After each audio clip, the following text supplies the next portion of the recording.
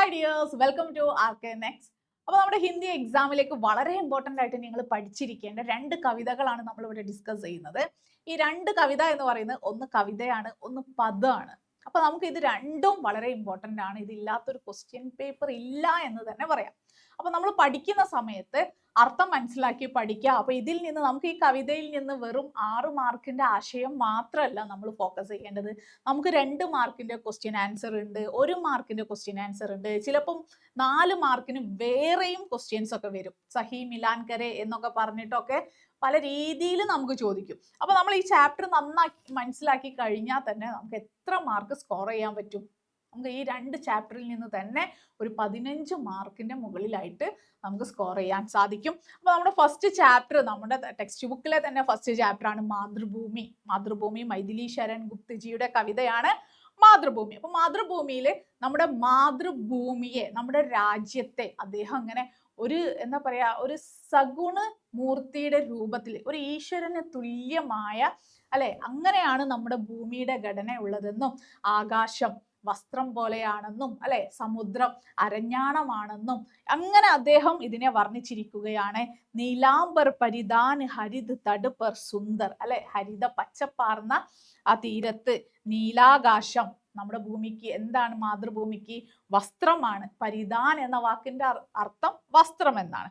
സൂര്യചന്ദ്ര യുഗ് മുകുട് മേഖല രത്നാകർ ഹേ, നദിയാ പ്രേമ പ്രവാഹ് ഫൂൽ താരെ മണ്ഡൻ ഹേ. അപ്പൊ ഇങ്ങനെ പല രീതിയിലും നമ്മുടെ മാതൃഭൂമിക്ക് എന്തൊക്കെയാണ് പറഞ്ഞിരിക്കുന്നത്? സൂര്യനും ചന്ദ്രനും കിരീടം പോലെ, ഒരു രാജാവിന് ഒരു കിരീടം പോലെയാണ് നമ്മുടെ മാതൃഭൂമിക്ക് സൂര്യനും ചന്ദ്രനും. ഇനി നദികളാവട്ടെ പ്രേമപ്രവാഹമാണ്. ഒരു സ്റ്റേറ്റിൽ നിന്ന് മറ്റൊരു സ്റ്റേറ്റിലേക്ക് ഒഴുകുന്ന ആ ഒരു നദി പ്രേമം പോലെ, സ്നേഹം പോലെ ഇങ്ങനെ ഒഴുകുകയാണ് എന്നൊക്കെയാണ് കവിതയിൽ പറഞ്ഞിരിക്കുന്നത്. അപ്പൊ നമുക്ക് ബാക്കി ഭാഗം കവിത എന്താണെന്ന് നമുക്ക് കവിതയുടെ ആശയത്തിലൂടെ പഠിക്കുക. ഏറ്റവും ഇമ്പോർട്ടൻ്റ് ആയിട്ട് നിങ്ങൾ പഠിച്ചിരിക്കേണ്ടത് കവിതയുടെ ആശയമാണ്.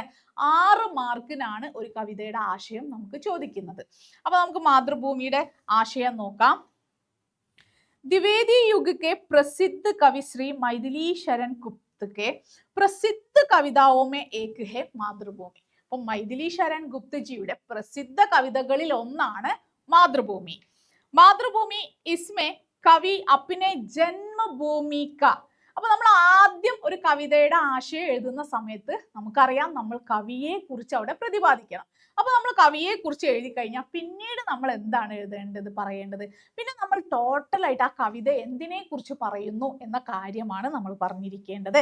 അപ്പൊ നമ്മൾ അത് പറയുന്നു. എന്താണ്? മാതൃഭൂമി കാ ഗുണഗാൻ കർക്കെ ഉസ്കെ ലിയെ അപ്നി ജാൻ ഭി ദേനെ കാ ആഹ്വാൻ കർത്തെ ഹെ.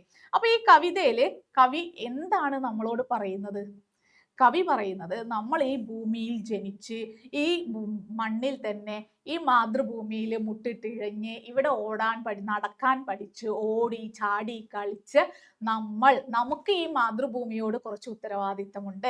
നമ്മൾ ഈ ജന്മഭൂമിക്ക് വേണ്ടിയിട്ട് ജീവൻ തന്നെ അർപ്പിക്കാൻ കവി തയ്യാറാണെന്നും, അപ്പൊ നമ്മൾ ഓരോരുത്തർക്കും ഈ ജന്മഭൂമിയിൽ ജീവിക്കുന്ന നമുക്ക് ഓരോരുത്തർക്കും അതിൻ്റെ ആ ഒരു ഉത്തരവാദിത്തം നമ്മളിലും ഉണ്ട് എന്ന് നമ്മൾ തിരിച്ചറിയേണ്ടതാണ് ഈ കവിത പഠിക്കുമ്പോൾ. ഇനി നമുക്ക് കവിതയിൽ പറഞ്ഞിരിക്കുന്ന കാര്യങ്ങൾ നോക്കാം. ഇസ് കവിത മേ കവി കഹത്തെ ഹെ എന്ന് പറഞ്ഞുകൊണ്ടാണ് നമ്മൾ സെക്കൻഡ് പാരഗ്രാഫ് തുടങ്ങുന്നത് അല്ലെ. പിന്നീടാണ് നമ്മൾ കവിതയിൽ എന്ത് പറഞ്ഞു എന്നതിനെ എക്സ്പ്ലെയിൻ ചെയ്യുന്നത്. മാതൃഭൂമി കെ ഹരിയാലി കെ ലിയെ നീലാകാശ് ഏക് സുന്ദർ വസ്ത്ര കി തരഹ ശോഭിത് ഹെ. നോക്കൂ, ഇസ് കവിത മേ കവി കഹത്തെ ഹെ. എന്താണ് കവി പറയുന്നത്? കവി കഹത്തെ ഹെ മാതൃഭൂമി കെ ഹരിയാലി കെ ലിയെ.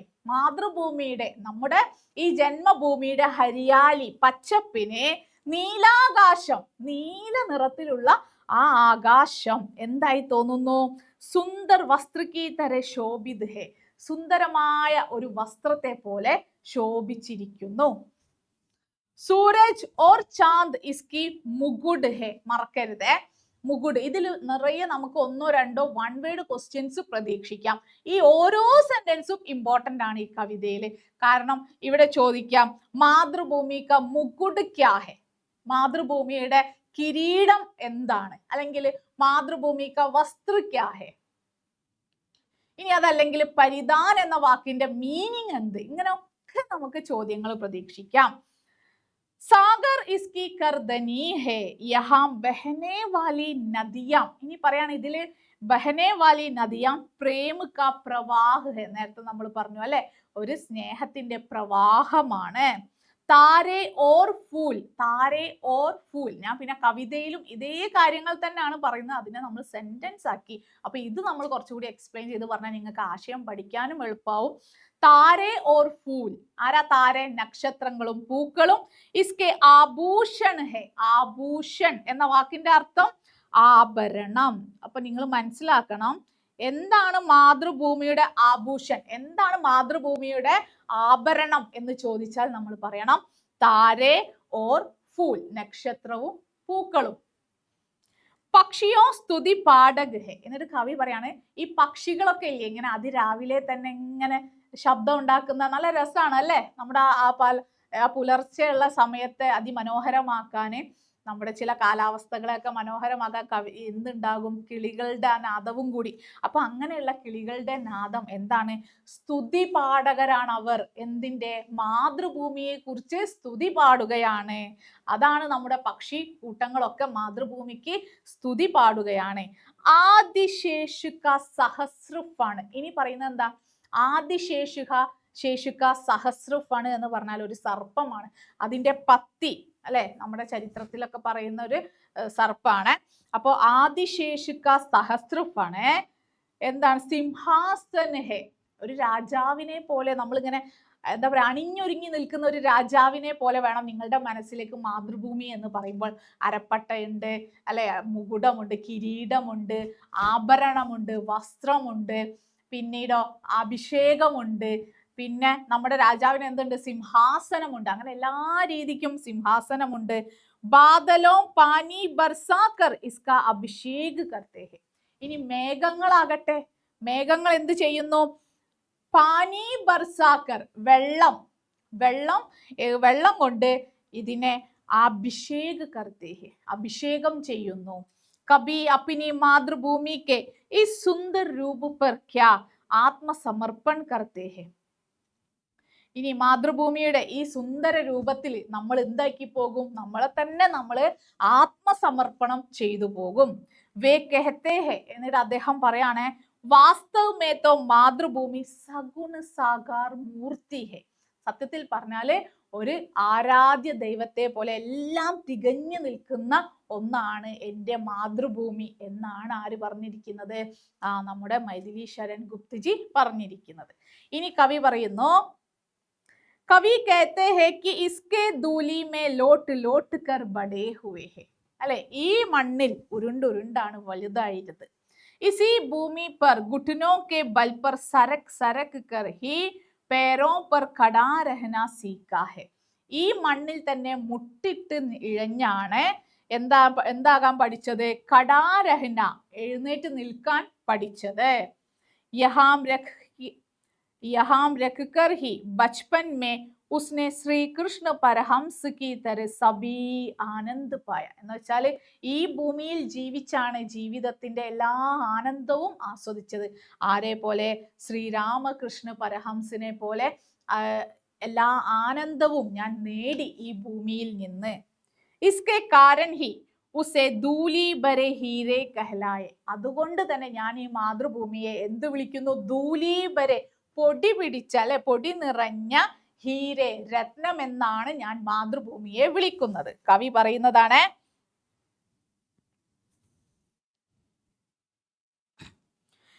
എന്നിട്ട് കവി പറയാണ്, ഇസ്കെ കാരൻ ഹി ഉസേ ധൂലി ബരെ ഹീരെ കഹലായെ is Janmabhumi K Godi may Khel കൂദ് Karke Harsh കാ അനുഭവ് കിയാ ഹെ. ഇനി പറയുന്നു, is Janmabhumi K Godi may Khel കൂദ് എന്ന് പറഞ്ഞാല് ഈ ജന്മഭൂമിയുടെ, ഖോദീമ എന്ന് പറഞ്ഞാൽ എന്താ? മടിയില് അല്ലെ, ഖോദ്മേ ബേഠോ എന്നൊക്കെ പറഞ്ഞാൽ മടിയിൽ ഇരുത്താം.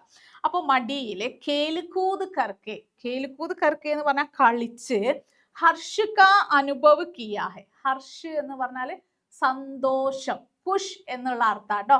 ഹർഷ കാ അനുഭവ് കിയാ ഹെ, സന്തോഷം അനുഭവിച്ചത്.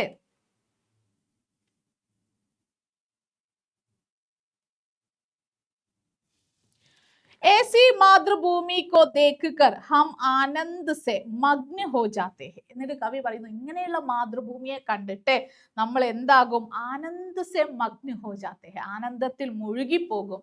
കവി कहते हैं जो सुख शांति हमने भोगा है, ഏത് സുഖവും ശാന്തിയുമാണോ നമ്മൾ നേടിയത്, വേ സബ് തുമാരി ഹി ദേൻ ഹെ. എന്നിട്ട് മാതൃഭൂമിയോട് കവി പറയുകയാണ് ജീവിതത്തിൽ ഞങ്ങൾ അനുഭവിച്ചിട്ടുള്ള സുഖവും അല്ലെ സന്തോഷവും ഒക്കെ നിന്റെ തന്നെ ദാനമായിരുന്നു. തുജ്സെ കിയേ ഗയേ ഉപകാരോं का बदला देना आसान नहीं है. തുജ്സെ കിയേ ഗയേ, നിന്നാൽ ഞങ്ങൾക്ക് ലഭിച്ചിട്ടുള്ള ഉപകാരോं का बदला देना, പകരം നൽകുക. ബദലാ ദേന എന്ന് പറഞ്ഞാൽ പകരം നൽകുക എന്നത് ആസാൻ നഹി ഹെ, എളുപ്പമല്ല. യഹ് ദേഹ് തേരാ ഹെ, ഈ ദേഹം, യഹ് ദേഹ് എന്ന് പറഞ്ഞാൽ ഈ ദേഹം, തേരാ ഹെ നിന്റേതാണ്. തേരേ ഹി ജീവ കണസെ സനി ഹുയി ഹെ, നിന്റെ തന്നെ ജീവകണങ്ങളാൽ നിർമ്മിക്കപ്പെട്ടതാണ്.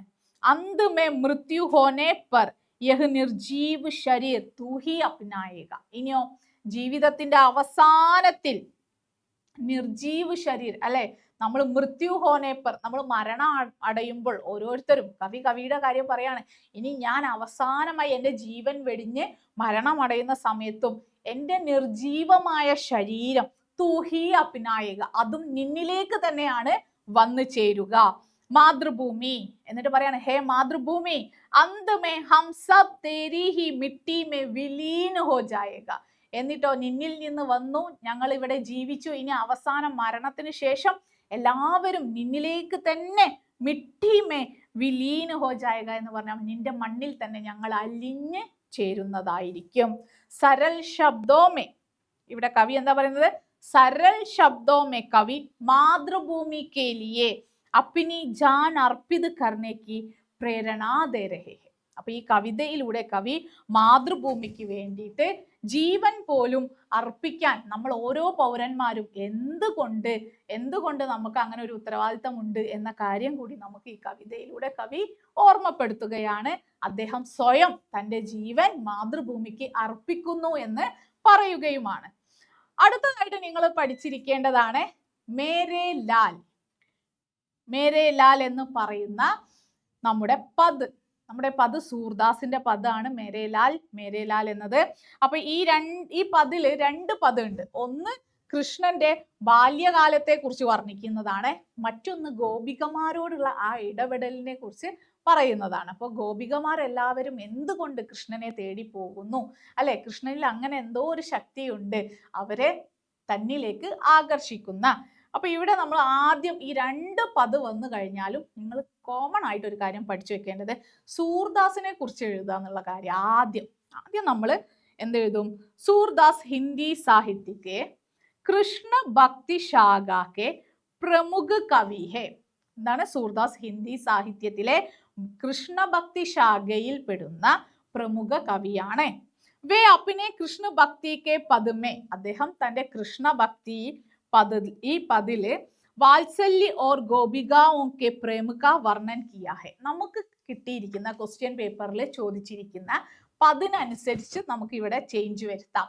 ഇപ്പൊ നമ്മുടെ ഫസ്റ്റിലെ ദൂത് കി ദാന്തിയാം എന്ന് പറയുന്ന ആ ഫസ്റ്റിലെ പദമാണെങ്കിൽ നമുക്ക് പറയാം എന്ത് പറയാം? കൃഷ്ണ ഭക്തി കെ പദമേ വാത്സല്യ കെ ബാരേമേ വർണ്ണൻ കിയാ ഹെ. അത് മാത്രം അവിടെ കൊടുക്കാം അല്ലെ. തന്നിട്ടുള്ള ഈ പദില് കൃഷ്ണന്റെ ബാല്യകാലത്തെ കുറിച്ച്, വാത്സല്യത്തെ കുറിച്ചാണ് പറയുന്നത്. രണ്ടാമത് ഗോപികമാരെ കുറിച്ച് പറയുന്ന പദമാണ് തരുന്നതെന്നുണ്ടെങ്കിൽ നമുക്ക് അവിടെ എന്ത് എഴുതാം? ഗോപികാओं के प्रेम का वर्णन किया है. ഗോപികമാരുടെ പ്രണയത്തെ കുറിച്ച് ഇവിടെ വർണ്ണിച്ചിരിക്കുന്നു. അപ്പൊ നമ്മുടെ ഫസ്റ്റ് ബാലലീലാസെ സംബന്ധിത് പെഹലെ പദ് കി ആസ്വാദൻ ടിപ്പണിയാണ് നമ്മളിപ്പോ ഡിസ്കസ് ചെയ്യുന്നത്. अपने बेटे का मुख देखकर माता यशोदा बहुत खुश हुई, बहुत हर्ष के साथ, വല്ലാതെ സന്തോഷത്തോടു കൂടി अपने बेटे के दूंद की दांत को देखकर लाड प्यार में मग्न എന്ന് പറഞ്ഞാൽ എന്താ? ലാഡ് പ്യാരുമേ, വല്ലാതെ സ്നേഹത്താൽ ഇങ്ങനെ അതിലങ്ങ് ലയിച്ചു ചേർന്ന് പോയി. ആര്? നമ്മുടെ യശോദ അല്ലെ, കുഞ്ഞു കൃഷ്ണന്റെ ആ ചെറിയ പാൽ പോലത്തെ പല്ലുകൾ കണ്ടിട്ട്. ഉടനെ തന്നെ അവൻ എന്ത് ചെയ്യുന്നു? യശോദ വഹ് ബാഹർ സെ അപ്നെ പതിദേവ്, ബാഹർ സെ എന്ന് പറഞ്ഞാൽ പുറത്തുള്ള തന്റെ ഭർത്താവ് പതിദേവ് നന്ദ കോ ബുലാക്കർ, നന്ദഗോപരെ വിളിച്ചിട്ട് പുത്ര കാ സുന്ദർ രൂപ് ദേഖ്നെ കോ കഹത്തി ഹെ, പുത്രന്റെ ആ സുന്ദര രൂപം നോക്കുവാനായിട്ട് പറയുകയാണ്.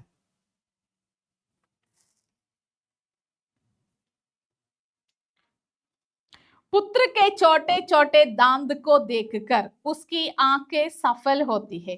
പുത്രന്റെ ചെറിയ ചെറിയ പല്ലുകൾ കണ്ടിട്ട് ഉസ്കി ആങ്കെ അവരുടെ കണ്ണുകൾ സഫൽ ഹോത്തി ഹെ, അവരുടെ കണ്ണുകൾ സഫലമാകുന്നു.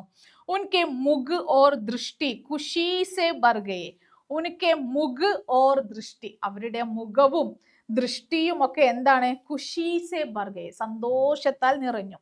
സൂർദാസ് कहते हैं कि खिलकारी करने वाले कृष्ण के दांतों को देखकर ऐसा लगता है मानो कमल पर बिजली जम गई हो. എന്താ പറയുന്നത്?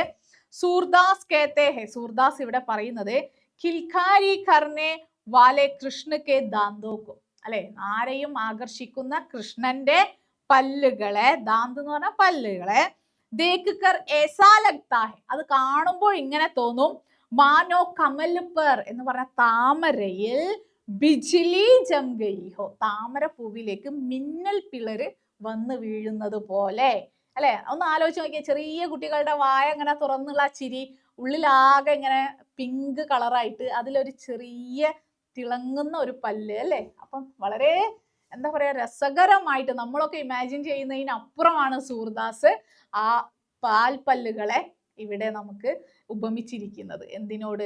താമരപ്പൂവിലേക്ക് മിന്നൽ പിളര് വന്ന് വീഴുന്നത് പോലെ. അടുത്തതായിട്ട് നമ്മുടെ രണ്ടാമത്തെ പതില് ഏത്? ജബ്ബി ബൻ മുരളി ശ്രവണ ചകിത് by ഗോപ് Kanya sub Dham calm ബിസിരി എന്ന് പറയുന്ന ആ പദയിലെ കുൽ മർജാദ് ബേദ് കി ആഗ്യാ നെഹു നഹി ഡരി, ആ പതില് പറയുന്നത് തന്നെ ഇതാണ്, എല്ലാ കുലമര്യാദകളും ഒക്കെ മറന്നുകൊണ്ട് എപ്പം കൃഷ്ണന്റെ മുരളീ ഗാനം കേട്ടാലും വീട്ടുകാർ പോകരുത് എന്ന് വിലക്കിയാലും അതൊക്കെ മറന്ന് ഗോപികമാര് അതെല്ലാം വീട്ടുകാരുടെ ഉപദേശവും അല്ലെ നാട്ടുകാർ പറയുന്നതും അവരെയൊക്കെ മറന്നിട്ട് കൃഷ്ണന്റെ ഗോപീനാഥത്തിന് പുറകിലേക്ക് അത് കേൾക്കുന്ന ഭാഗത്തേക്ക് കൃഷ്ണനെ തിരഞ്ഞുകൊണ്ട് പോകുന്നതാണ്. ഇനി നമുക്ക് ആശയം പറയാൻ നോക്കാം. ജബ് മുരളി കാ സ്വർ സുനായി പട, എപ്പോഴാണോ ഈ മുരളീ ഗാനം കേൾക്കുന്നത്, തബ് ഗോപികായം ചകിത് ഹുയി or way sub calm കാജ് Phool ഗയി, അതിൽ ആകർഷകയായിട്ട് ഗോപികമാര് തന്റെ ജോലികളൊക്കെ മറന്ന് കുലുക്കി മര്യാദ തഥാ ധർമ്മ ഗ്രന്ഥോക്കെ അനുശാസൻ സെ വേ ബിൽകുൽ നഹി ഡരി എന്ന് പറഞ്ഞാല് കുലുക്കി മര്യാദ, കുലത്തിന്റെ മര്യാദയെയോ അഥവാ ധർമ്മഗ്രന്ഥോക്കെ, ധർമ്മഗ്രന്ഥങ്ങളിൽ പറഞ്ഞ അനുശാസൻ, അനുശാസൻ എന്ന് പറഞ്ഞാല് അച്ചടക്കം, ആ അച്ചടക്കം ഒക്കെ വേ ബിൽകുൽ നഹി ഡരി, അവരതിനെ ഒന്നും ഭയപ്പെടുന്നില്ല. പുത്രപതി കാ സ്നേഹ് ഗർ ബാർ തഥാ ലോക് ലാജ് കി പർവ കിയേ ബിന വേ കൃഷ്ണ രൂപി Sindhu may Saritha K Jal K Zaman ജാമിലി, ഏവിധം അവരിൽ ലയിച്ചു ചേർന്നു. പുത്രപതി കാ സ്നേഹ്, അല്ലെ, ഒരു പുത്രന്റെയോ ഒരു പതിയുടെയോ സ്നേഹത്തെ പോലെ, ഗർബാർ തഥാ ലോക് ലാജ് കി പർവാ കി, മറ്റുള്ളവരെ ഒന്നും വകവെക്കാതെ, കൃഷ്ണരൂപി സിന്ധുമേ, കൃഷ്ണനായ സിന്ധുവില്, സരിതാ കെ ജൽ കെ സമാൻ, എങ്ങനെയാണോ സരിതയിലെ ജലം എത്തുന്നത് അതുപോലെ അതിൽ ലയിച്ചു. സൂർദാസ് कहते हैं कि ചതുർ കൃഷ്ണൻ, ചതുർ കൃഷ്ണൻ എന്ന് പറഞ്ഞാൽ എന്താണ്? സ്മാർട്ട് ആയിട്ടുള്ള നമ്മുടെ കൃഷ്ണൻ, നിത്യ നയേ തരീക്കേസെ, നിത്യ നയേ തരീക്കേസെ, ദിനവും പുതിയ രീതിയിലൂടെ പുതുരീതികളിലൂടെ ഗോപികാവോക്കെ മനക്കോ ഹാർ ലേത്തെ ഹെ, ഗോപികമാരുടെ മനസ്സിനെ എന്താക്കുന്നു? പരാജയപ്പെടുത്തുന്നു. അനുപം പ്രേമിക്ക് വ്യാഖ്യ യഹാം ഹുവാ ഹെ, അല്ലെ. അപ്പൊ അത്രയും ഇവിടെ ഉദ്ദേശിക്കുന്നത് ഈ കൃഷ്ണന്റെ പാട്ടിന് പുറകെ പോകുന്നതിന് വീട്ടുകാർ ഒരു പക്ഷെ വിലക്കുന്നുണ്ടാകും. ആ വഴക്ക് പറയുന്ന സമയത്ത് ഗോപികമാർ പറയുന്നുണ്ടാവും, ഞങ്ങൾ ഇനി പോകില്ല, ഓഹോ, അപ്പൊ കൃഷ്ണൻ വിചാരിക്കുന്നു അങ്ങനെയെങ്കിൽ അല്ലെ വരുമോ ഇല്ലയോ നോക്കട്ടെ എന്ന രീതിയിലാണ് കൃഷ്ണൻ എന്ത് വായിക്കുന്നത്, അല്ലെ മുരളി ഗാനം, അല്ലെ മുരളി ഊതുന്നത്. അപ്പൊ വീണ്ടും ഈ ഗോപികമാർ അതിൽ ആകൃഷ്ടരായിട്ട് വീണ്ടും പോകുന്നു. അപ്പൊ അതാണ്, അപ്പൊ എങ്ങനെയൊക്കെ നമ്മളെ വേണ്ടെന്ന് വെച്ചാലും എങ്ങനെ നമ്മുടെ ഭക്തിയെ കുറിച്ചാണ് ഇവിടെ പറയുന്നത് ട്ടോ. അപ്പൊ ഈ ഭക്തിയിലേക്ക് വീണ്ടും എത്തുക തന്നെ ചെയ്യും എന്ന് കാണിക്കുകയാണ്. അപ്പൊ സ്മാർട്ട് ആയിട്ടുള്ള സമർത്ഥനായ കൃഷ്ണൻ നിത്യവും ഓരോ രീതിയിലൂടെ ഗോപികാവും കെ മൻകോ ഹാർ ലേത്തെ ഹെ, ഗോപികമാരുടെ മനസ്സിനെ പരാജയപ്പെടുത്തുകയാണ്. അനുപം പ്രേമിക്ക് വ്യാഖ്യ യഹാം ഹുവാ ഹെ, കൃഷ്ണ മേ വിലീൻ ഹോന ജീവൻ മേ മുക്തി കോ സൂചിത് കർത്തേ ഹെ. ഇവിടെ കൃഷ്ണനിൽ അലിഞ്ഞു ചേർന്നു എന്നൊക്കെ പറയുന്നത് ജീവിതത്തിലെ മുക്തി നേടുന്നതിനെ കുറിച്ചാണ് പറയുന്നത്. ഹമേ ഭക്തിപൂർണ്ണ രൂപമേ കർണാഹെ. അപ്പൊ ഇവിടെ നമ്മൾ ഇതിനെ എങ്ങനെ കാണണം, ഭക്തി മാർഗത്തിലായിട്ടാണ് കാണേണ്ടത്. ജഹാം ആഹ്വാൻ ഭാവ് സമാപ്ത് ഹോ ജായേ സരൽ ശൈലി മേ ഈശ്വരീയ പ്രേമ കാ വർണ്ണൻ കിയാ ഹെ. അപ്പൊ വളരെ എളുപ്പമായ രീതിയിൽ, പക്ഷേ എന്നാൽ ഇങ്ങനെ ഗോപികമാരിലൂടെ നമുക്ക് ഭക്തിയെ കുറിച്ച് സരളമായ രീതിയിൽ ഈശ്വരീയ പ്രേമത്തെ ബാരമേ കഹത്തെ ഹെ ഇസ് പദ്. അപ്പൊ നമുക്ക് വളരെ ഇമ്പോർട്ടൻ്റ് ആയിട്ട് നിങ്ങൾ പഠിക്കേണ്ട 2 ചാപ്റ്റർ ആണ് ഇപ്പോൾ നമ്മൾ ഡിസ്കസ് ചെയ്ത് കഴിഞ്ഞത്. അപ്പൊ ഈ ഒരു 2 ആശയം നന്നായിട്ട് പഠിച്ചു വെച്ച് കഴിഞ്ഞാൽ തന്നെ 2 ചാപ്റ്റർ നിങ്ങൾ നന്നായി പഠിച്ചു എന്ന് പറയാൻ പറ്റും. അതും മീനിങ് മനസ്സിലാക്കി പഠിക്കണം. ഈ ആശയം പഠിക്കുന്നതിനോടൊപ്പം നിങ്ങൾ ടെക്സ്റ്റ് ബുക്കിൽ ഒന്ന് നന്നായി വായിച്ചു നോക്കുക. വായിക്കുന്ന സമയത്ത് വരികളുടെ അർത്ഥം മനസ്സിലാകുന്നുണ്ടോ എന്നൊന്ന് സ്വയം ഒന്ന് നോക്കുക. അപ്പോഴേ നമുക്ക് പഠിച്ചു എന്ന് പറയാൻ പറ്റുള്ളൂ.